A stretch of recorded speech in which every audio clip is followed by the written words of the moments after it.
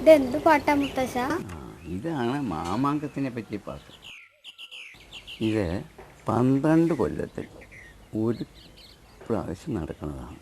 മധ്യകാലഘട്ടത്തിലാണ് ഇതുണ്ടായിരുന്നത്.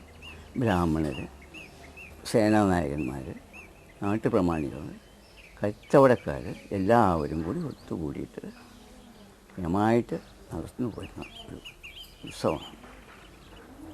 ആ കാണുന്ന തിരുനാവായ മണപ്പുറമുണ്ടല്ലോ, മുഴുവൻ നിറഞ്ഞു നിൽക്കുന്ന ഒരു ഉത്സവത്തിനെ സംബന്ധിച്ചിട്ട് പാട്ടാണ്. മാമാങ്കം എന്ന് പറയും. മഹാമഹം ഉത്സവമാണ്. അത് പറഞ്ഞിട്ട് മാമാങ്കം എന്നുള്ള പേരിൽ പറയും.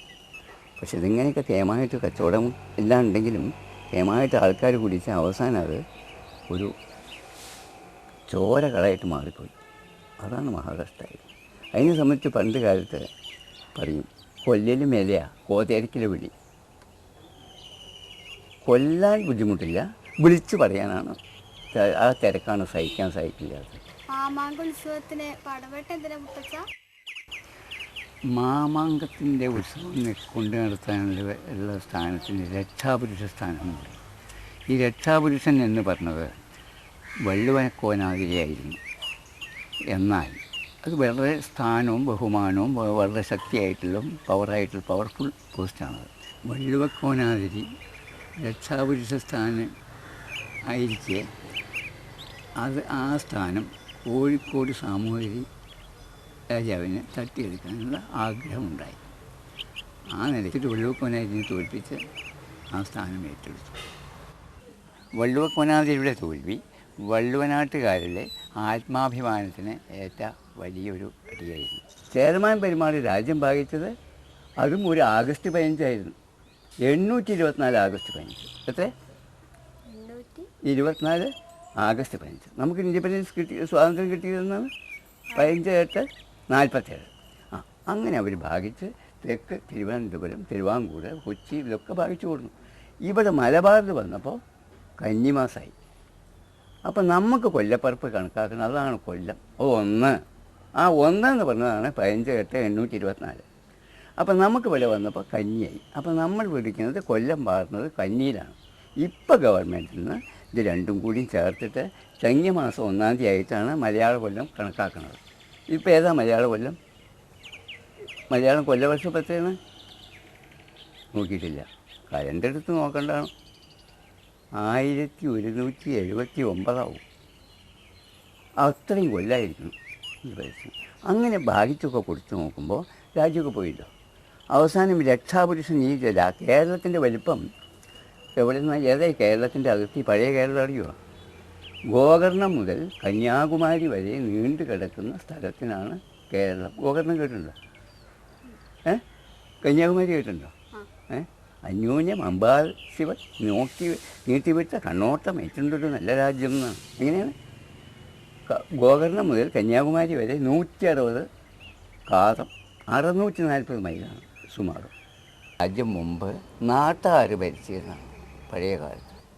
ഏതാ പഴയ കാലത്തുള്ള ആണിത് നടപ്പാക്കി വെച്ചിരിക്കുന്നത്.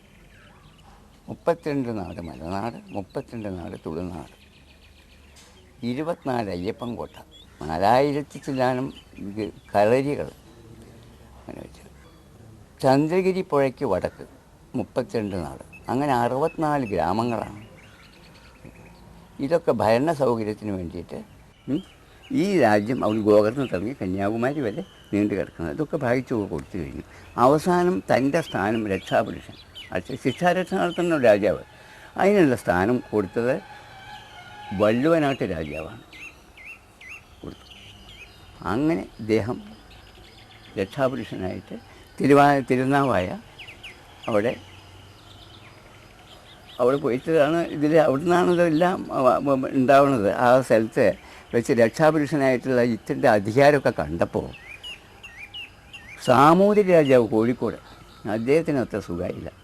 എങ്ങനെയും തട്ടിയെടുക്കാൻ വഴിയുണ്ടോ എന്നുള്ളിലുണ്ട്. അപ്പോൾ അതിന് സഹായികളായിട്ട് വേറെ ചില ആൾക്കാർ കൂടിയിട്ട് കൃത്രിമ മാർഗത്തിൽ തിരുനാവായ മണപ്പുറവും കുറേ ആൾക്കാർ പട്ടാളക്കാരെയും കൊടുത്തിരുന്നു. അതൊക്കെ തട്ടിയെടുത്ത് കൊടുക്കാം എന്നുള്ള നിലയിൽ കൊടുത്തു കഴിഞ്ഞു. അപ്പോൾ അതിന് തോറ്റുപോയത്. അപ്പോൾ ഇവർക്കൊക്കെ രാജ്യം ഭാഗിച്ചു കൊടുക്കുന്ന സമയത്ത് അദ്ദേഹത്തിന് തിരുനാവായ ഉള്ള തിരുനാവായ ഭാഗിച്ചു കൊടുക്കുന്ന സമയത്ത് ഈ കോഴിക്കോട് രാജാവിന് വാള് കൊടുത്തു. അപ്പോൾ എനിക്കോ ചോദിച്ചു, ഷീൽഡ് കൊടുത്തു. ഷീൽഡ് പറഞ്ഞാൽ പരിച. ഈ വള്ളുവനാട്ട് രാജാവ് അതിൻ്റെ സാക്ഷിയായിരുന്നു. അപ്പോൾ വള്ളുവനാട്ട് രാജാവിൻ്റെ അഭിവൃദ്ധി കണ്ടു നോക്കുമ്പോൾ അദ്ദേഹത്തിന് അത്ര ഇഷ്ടമായില്ല. അത് അവർ തട്ടിയെടുത്തു. അതിനെ സംബന്ധിച്ച് പകരം ചോദിക്കാൻ വേണ്ടി പോണ വിഭാഗമാണ് ഈ ചാവേർ കമാൻഡോസ് എന്ന് കേട്ടിട്ടുണ്ട്. കമാൻഡോ കേട്ടില്ലേ? അവർ പോവുകയാണ്. അവർ മരിക്കുന്നു വിചാരിച്ചിട്ട് തന്നെ പോവുക. അങ്ങനെ ഇവിടുന്ന് അവരെവിടുന്നാണ് പോവുക? അങ്ങാടിപ്പുറത്ത്. വള്ളുവനാട്ടിൽ നിന്നുള്ള വളരെ ആൾക്കാർ കൂടിയിട്ട് അവിടെ പോയിട്ട് തെരുമാതാങ്കുന്ന് കണ്ടിട്ടുണ്ടോ? അത് കേട്ടിട്ടില്ലേ?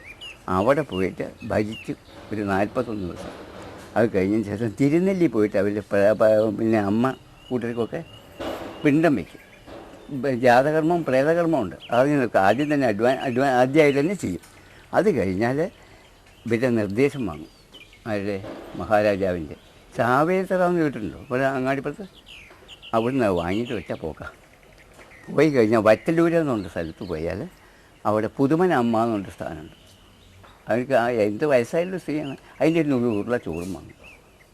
അത് വാങ്ങിയിട്ട് പോകും. അപ്പോൾ ഈ നിലപാട് നിൽക്കുക എന്നാണ് പറയുക. ആ സ്ഥാനത്ത് ഈ രക്ഷാപുരുഷൻ്റെ സ്ഥാനത്ത് പറയുന്നത് അവരേറ്റ് വരിയായിട്ട് വലിയ നീളത്തിൽ 10-30,000 യോദ്ധാക്കളുടെ ഇടയിൽ കൂടി ഇവർ ഫൈറ്റ് ചെയ്ത് വരണം. എന്നിട്ട് അവർ രാജാവിനെ ഫൈറ്റ് ചെയ്യണം. എന്നാൽ വേണമെങ്കിൽ വഹിക്കുന്നുള്ള കൂട്ടിക്ക് രാജ്യഭാരം തരാം എന്ന് പറഞ്ഞു വെച്ചിരിക്കുകയാണ്. അത് പോലുമില്ല. അപ്പോൾ പോണ കൂട്ടർ ആരും മടങ്ങില്ല. ഇനി വരാതെ വണ്ണം പോയാൽ തെക്കോട്ടവരൊന്നുമില്ല. അവർ മടങ്ങലൊന്നുമില്ല. അങ്ങനെ കുറേ കാലം 500 കൊല്ലം ഇതിങ്ങനെ നടന്നു പോയിട്ടുള്ള എല്ലാ സംഗതി. അവസാനത്തിലെ ഒരു കുട്ടിയാണ് പുതുമന ചന്തു എന്ന് പറയും. എന്താ പേര്? പുതുമന ചന്തു. ഒരു 17 വയസ്സായ കുട്ടി.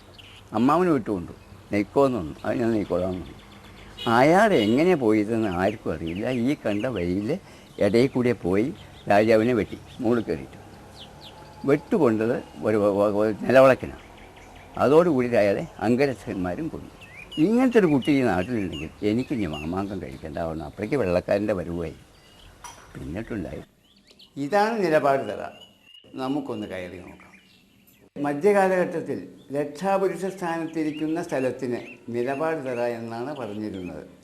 ഈ നിലപാട് തറയിൽ നിന്ന് സാമൂതിരിയെ പുറത്താക്കാൻ വള്ളുവനാട്ടിലെ ചാവേറുകൾ മാമാങ്കങ്ങളിലെത്തുക പണ്ട് പതിവായിരുന്നു. ഇതോടെ മാമാങ്ക മണൽപ്പുറം ചോരയിൽ കുതിരാൻ തുടങ്ങി. മരണം സുനിശ്ചിതമാണെന്ന് അറിഞ്ഞുകൊണ്ട് തന്നെ സാമൂതിരി പടയെ നേരിട്ട് അവൾ വീരചരമം പ്രാപിച്ചു. അംഗവും പോരും ജീവിതവ്രതമാക്കിയവർക്ക് ജീവന് വിലയുണ്ടോ? ഇല്ല, ഇല്ലേ ഇല്ല.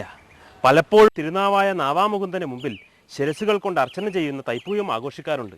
മാമാങ്ക തൈപ്പൂയം കേമമായും മാമാങ്കം മഹാകേമമായും ആഘോഷിക്കാറുണ്ട്.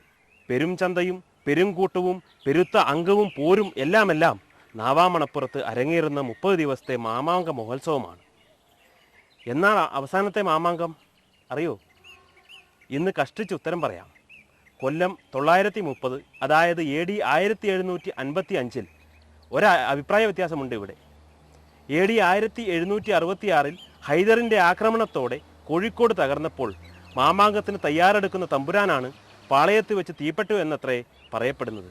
കൊല്ലം 382 മുതൽ 894, 906, 918, 930, 942 എന്നീ 6 മാമാങ്കങ്ങൾ, അതായത് AD 1767 ആദ്യമോ AD 1766 അവസാനമോ നടന്ന മാമാങ്കമാണ്. മാമാങ്ക തൈപ്പൂയത്തിൽ നിന്നാൽ നിലപാട് നിന്നരുളുന്നതിൻ്റെ മുമ്പ് വന്ന മരിച്ച ചാവേർ പേർ 5. ആന പൊന്നണിഞ്ഞ ദിവസം അസ്തമിച്ച് പുലർക്കാലെ വട്ടമണ്ണ കണ്ടർമേനോനും കൂട്ടവും വന്നു മരിച്ച പേർ 18. പിറന്നാൾ ചന്ദ്രത്തിൽ പണിക്കരും കൂട്ടവും വന്നു മരിച്ചവർ 11. വെട്ടപ്പണിക്കരും കൂട്ടവും 3-ാം ദിവസം വന്നു മരിച്ചവർ 12. മകത്തുനാൾ കൂടി തൊഴുന്ന ദിവസം നിലപാട് നേരത്ത് വാകയൂര് താഴത്ത് പിടിച്ച് അഴിയോട് കെട്ടിയിട്ട് നിലപാട് കഴിഞ്ഞ് എഴുന്നള്ളിയതിൻ്റെ ശേഷം വാകയൂര് താഴത്തിറക്കി വെട്ടിക്കളഞ്ഞ് ചവേർപ്പേർ 4. മുത്തച്ഛ, ചാവേറുകാർ അപ്പോൾ മരിക്കാൻ തന്നെയായിട്ടാണോ വരുന്നത്?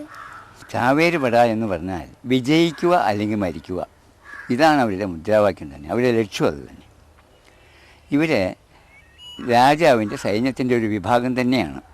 ഇവരെ ചാവേറ്റ് പെട എന്നാണ് പറയാറുള്ളത്. രാജഭക്തിയും കൂറും കാരണം ഇവർ യുദ്ധത്തിന് വരുമ്പോൾ തന്നെ മരണത്തെ നേരിടാനുള്ള ചങ്കൂറ്റം കാണിച്ചിട്ടുണ്ട്.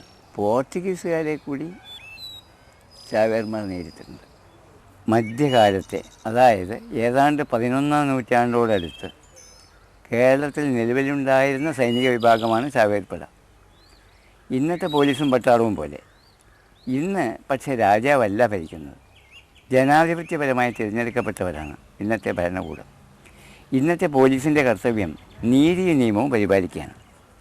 എന്നാൽ നാടുവാഴിത്തത്തിൻ്റെ കാലത്ത് ചാവേറുകൾ പോലീസായിരിക്കെ തന്നെ സന്നദ്ധ ഭടന്മാരായും അംഗപോരാളികളായും പ്രവർത്തിച്ചിരുന്നു. നമ്മളിപ്പോൾ തിരുനാവായയിലെത്തി. ഇതാണ് മണിക്കിണർ. പന്തിരാണ്ടിൽ ഒരിക്കൽ തിരുനാവായ നിളാമണപ്പുറത്ത് 28 ദിവസങ്ങളായി നടന്നു വരുന്ന ഭരണാധികാരികളെ തെരഞ്ഞെടുക്കുന്നതിനും വാണിജ്യത്തിനും വേണ്ടിയുള്ള ഒരു മഹാമഹമാണ് പിൽക്കാലത്ത് മാമാങ്കം എന്നറിയപ്പെടുന്ന സംഭവമായത്. കോഴിക്കോട് സാമൂതിരി മാമാങ്കത്തിൻ്റെ രക്ഷാപുരുഷ സ്ഥാനം കൈയടക്കിയതിനെ തുടർന്നാണ് ചാവേർപ്പടയുടെ ഉത്ഭവം. ഏറ്റുമുട്ടലിൽ മരണം വരിക്കുന്ന ചാവേറുകളുടെ മൃതദേഹങ്ങൾ കൂട്ടത്തോടെ മണിക്കിണറിലിട്ട് ആനകളെ കൊണ്ട് ചവിട്ടി നിറയ്ക്കുകയാണെന്നാണ് ചരിത്രം. മാമാങ്ക മഹോത്സവം അവസാനമായി നടന്നത് 1766 എന്നാണ് ചരിത്രം പറയുന്നത്. വള്ളുവനാടിൻ്റെ അഭിമാന സംരക്ഷണത്തിന് 100 കണക്കിന് ചാവേർ പടയാളികൾ തിരുനാവായയിലെ മാമാങ്കങ്ങളിൽ പടവെട്ടി ആത്മാഹുതി അനുഷ്ഠിച്ചുകൊണ്ട് വീരസ്വർഗം പ്രാപിച്ചു. കേരള ചരിത്രത്തിൻ്റെ താളുകളിൽ ധീരതയുടെ പര്യായങ്ങളായി മിന്നിത്തിളങ്ങുന്ന ആ ധീരദേശാഭിമാനികളുടെ ശാശ്വത സ്മരണകൾ ഈ രക്തസാക്ഷി മണ്ഡപത്തിൽ ഉറങ്ങിക്കിടക്കുന്നു. മാമാങ്കത്തിനെ പറ്റിയിട്ട് പാടി നടക്കുന്ന ഒരു പാണനുണ്ട്, അതാ പോകുന്ന പാണൻ.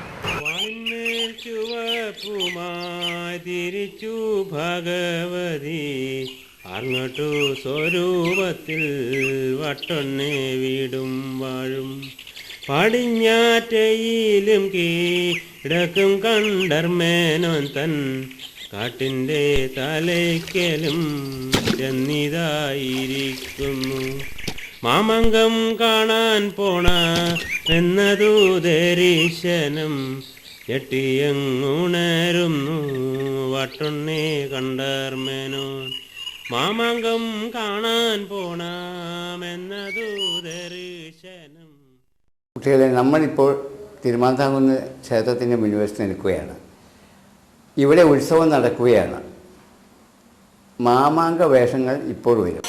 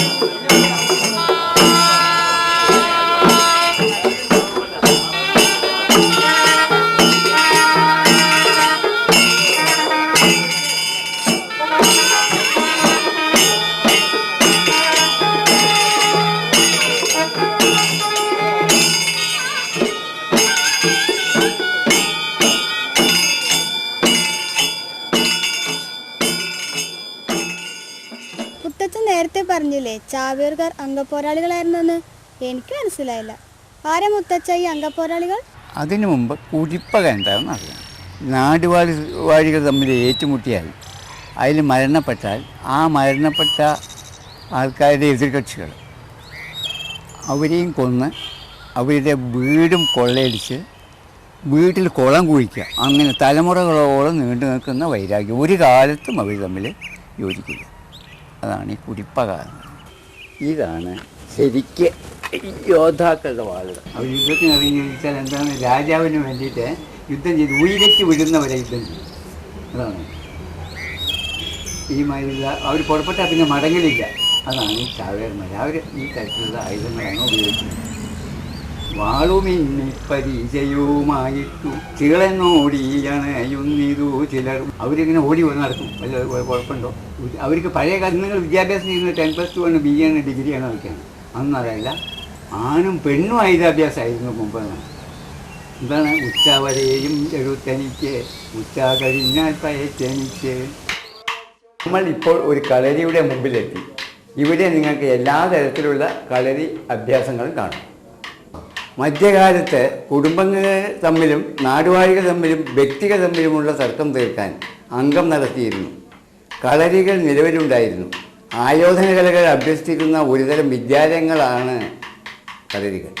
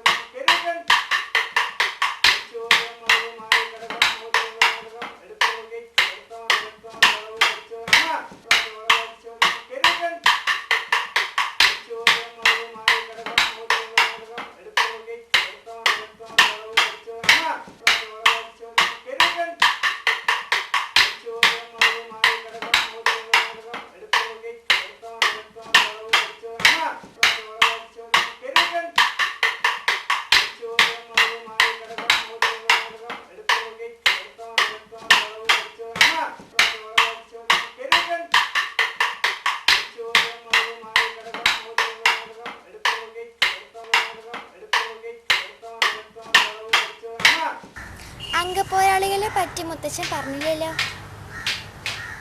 അംഗം എന്നത് രണ്ട് പോരാളികൾ തമ്മിലുള്ള പോരാട്ടമാണ്. തർക്കത്തിൽ പെട്ട കക്ഷികൾ ഓരോരുത്തരും സാധാരണർക്ക് വേണ്ടി അംഗം വെട്ടാനുള്ള പോരാളികളെ ഏർപ്പാട് ചെയ്യും.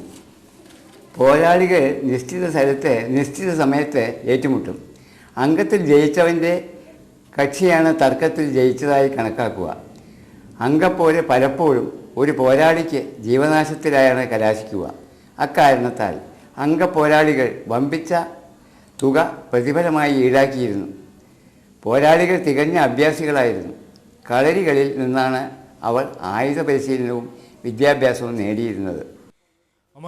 അമർ ചിലയിടത്ത് വെച്ച് വലതുകൊണ്ട് ചവിട്ടി, വലത്ത് മാറി അടുത്തത് കൂട്ടി വാങ്ങി അമർന്ന്, അമർന്നമർച്ചയിൽ ഇടത്ത് വെച്ച് വലതിനോട് ചവിട്ടി മാറി ഇടത്തെടുത്ത് നോക്കി വലത്തേമ ചാടിക്കെട്ടി ചവിട്ടി വലിഞ്ഞവർ നിവർന്ന് വലത്തുനേരെ വലത്തു തിരിഞ്ഞ് ഇടത്തുനേരെ ഇടത്തു തിരിഞ്ഞ് വലത്തുനേരെ ഇടത്തുനേരെ ഇടത്തു തിരിഞ്ഞ് വലത്തുനേരെ വലത്തു തിരിഞ്ഞ് ഇടത്തുനേരെ വലത്തുനേരെ വഴിമാറി പൊങ്ങിയമാർ ഒക്കെ കൂട്ടിച്ചവിട്ടി വലത്തുനേരെ എടുത്ത് തിരിഞ്ഞ് ചാടി വലിഞ്ഞവർ നിവർ ഇടത്തെടുത്ത് നോക്കി വലത്തേമ ചാടിക്കെട്ടി ചവിട്ടി വലിഞ്ഞവർന്ന് നിവർന്ന് വലത്തുനേരെ വലത്തു തിരിഞ്ഞ് ഇടത്തുനേരെ ഇടത്തു തിരിഞ്ഞ് വലത്തുനേരെ ഇടത്തുനേരെ ഇടത്തു തിരിഞ്ഞ് വലത്തുനേരെ വലത്തു തിരിഞ്ഞ് ഇടത്തുനേരെ വലത്തുനേരെ വഴിമാറി പൊങ്ങിയമാർ ഒക്കെ കൂട്ടിച്ചവിട്ടി വലത്തുനേരെ എടുത്ത് തിരിഞ്ഞ് ചാടി വലിഞ്ഞവർ എടുത്ത് നോക്കി വലത്തേമ ചാടിക്കെട്ടി ചവിട്ടി വലിഞ്ഞവർ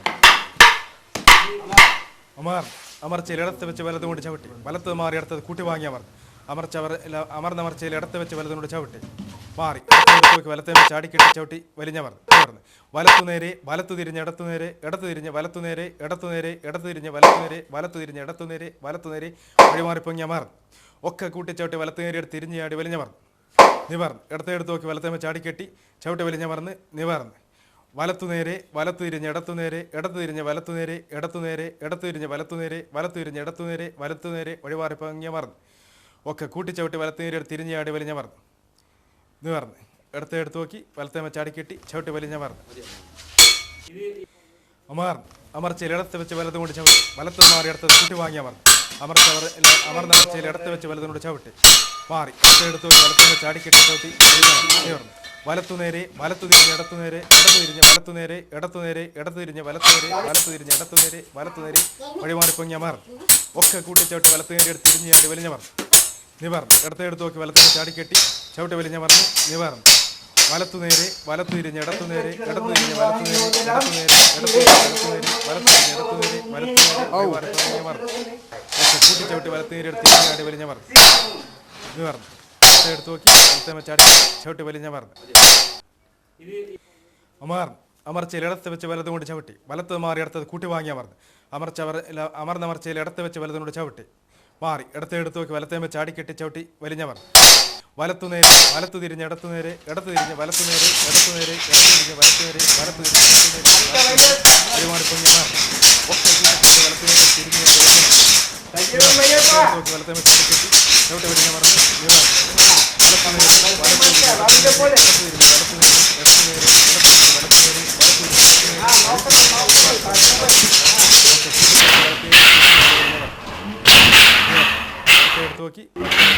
ചവിട്ടി വലിഞ്ഞ പറഞ്ഞു ആയുധങ്ങൾ ആദ്യം പഠിപ്പിക്കുക കെട്ടിയരിയാണ്.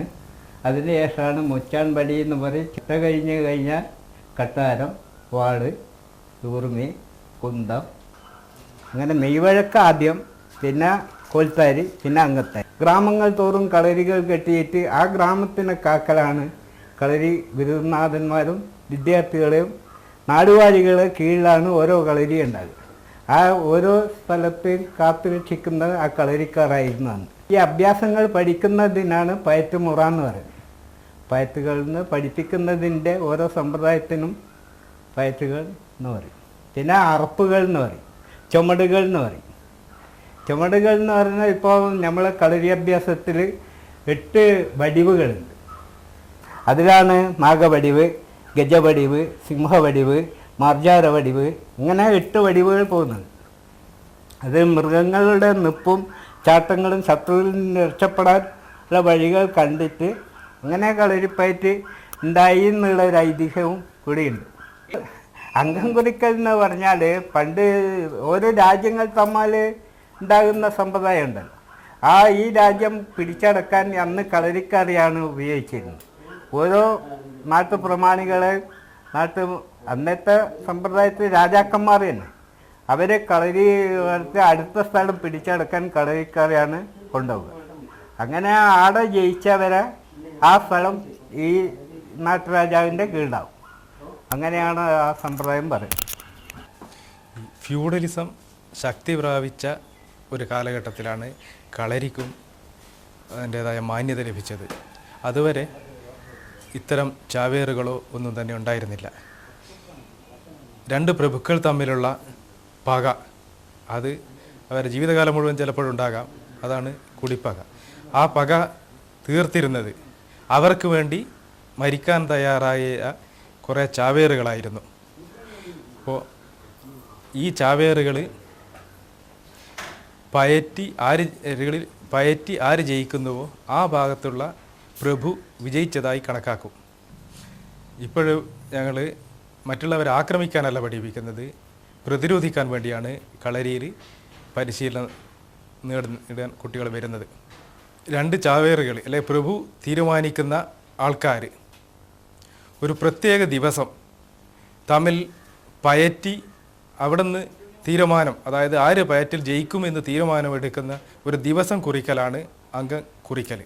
ഇവർക്ക് സ്വയം യുദ്ധം ചെയ്യാൻ അല്ലെങ്കിൽ മറ്റുള്ളവരെ മായി പൊരുതാൻ സാധിക്കാത്തത് കൊണ്ടാണ് ഇവർ പണക്കിഴി കൊടുത്തിട്ട് ഈ ചാവേറുകളെ ഏറ്റെടുത്തിരുന്നത്. ഇതാണ് മാമാങ്ക മണൽപ്പുറം.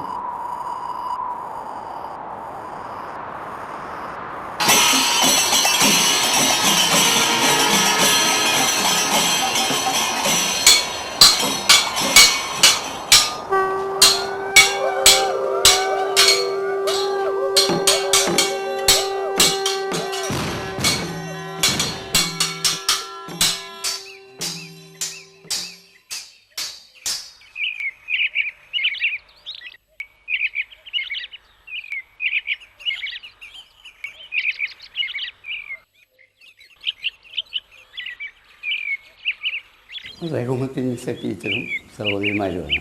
വടക്കം പാട്ട് നിങ്ങൾക്ക് മനോഹരമായിട്ട് പാടിത്തരും. തച്ചോളില്ലോ മന കുഞ്ഞോദേനൻ മാളിക പടി കേറി ചെല്ലുന്നല്ലോ, ചിത്തിരത്തൂണ് മുഖം മറിഞ്ഞ്